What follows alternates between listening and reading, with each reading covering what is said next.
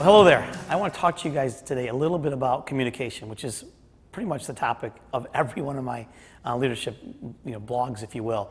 But I want to look at this a little differently. I was at an appointment not too long ago, and what I noticed at this appointment is that my client had a particular way of communicating, and it really threw me off. And what he did really was he paused for quite a while before he would respond. And I'll tell you, it really threw me off because I'm so, we're always trying to fill space, right? We want to fill that dead space. But what I learned in this conversation I was having with them, and the good news is the account person that was with me, the account rep, also picked it up, was that we just needed to be quiet. We needed to let this person process and then go ahead and state their opinion. And at one point during the meeting, I remember, he had said something, and I responded to it kind of with a little bit of a disagreement. And I went into quite detail about A, B, C, D, E, and F. And then I said, well, what do you think? And he paused. And I was ready to fill in more, like, okay, you didn't hear me. Let me give you points 7, 8, 9, 10. And I just waited. And he said, you know what? I think I agree with you. If I didn't take time to let him pause and let him process things the way he needed to process it, he might never have gotten to agreement. He might have thought of me as a blowhard that just kept talking. But because I took that time and let him occupy, let that space kind of occupy itself and let him process at his speed, he was able to connect with me better. And I worry so many times, and I go on meetings, and so many people always want to talk. And when you're talking, you're not learning anything. You're not learning anything about the customer.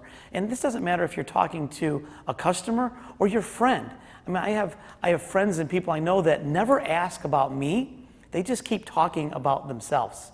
And I'm thinking, you really didn't need me in this conversation. You really needed was just to talk. And that's okay because sometimes you need to. But part of our job in communication is to do both things, right? Is to talk and to listen. What we teach our consultants, and I talk about this all the time, I talk about this orientation, it comes up multiple times during the year, and say, hey, very simply, in my view, what makes great consultants? And this isn't great developers or great technical people, great consultants. And a consultant is a person that is able to listen and to be able to advise, right? So I've said listen, then advise. But I've taken it a little bit further and said, let's be more specific. Great consultants do two things. First is they ask great questions. They ask great questions, right? And then when you ask great questions, you have to listen, right? And you have to just be patient and let the customer, the person you're talking to, and it might be just a friend, you asked a great question about their life, just listen. And the next thing that a great consultant does is they tell great stories.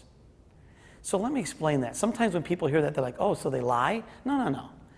My point is that you've talked to people that do things like this, and you say, how's your day going? And they say, good.